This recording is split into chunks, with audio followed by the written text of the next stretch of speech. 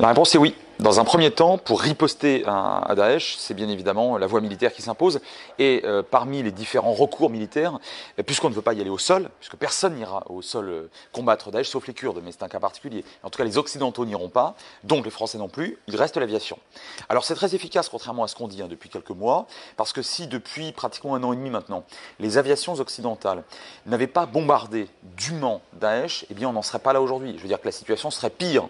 Aujourd'hui, Daesh se retrouve sur un territoire un peu mal fichu, pas d'accès à la mer, 2 vallées, du désert, une seule grande ville qui est Mossoul.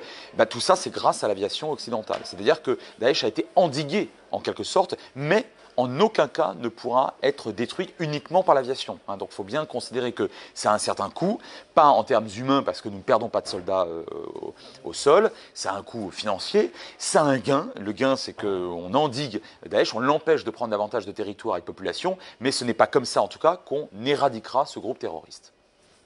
Il faudra aussi compter sur les forces au sol locales, c'est-à-dire les Kurdes.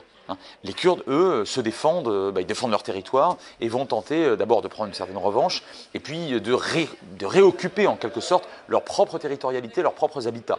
Pareil d'ailleurs pour un certain nombre de chrétiens, pareil pour des chiites, pareil pour les yézidis qui ont été massacrés, comme on le sait, il y a un peu plus d'1 an. Et ça, c'est grâce à la préparation de l'aviation occidentale. Et puis, en aval, eh bien, les forces kurdes vont s'arranger au sol pour reprendre du terrain. Et là, au moins, on est sûr qu'en livrant des armes et du matériel aux Kurdes, eh bien, ça ne tombera pas entre les mains de Daesh, puisqu'évidemment, il y a un antagonisme absolu entre ces deux types de groupes.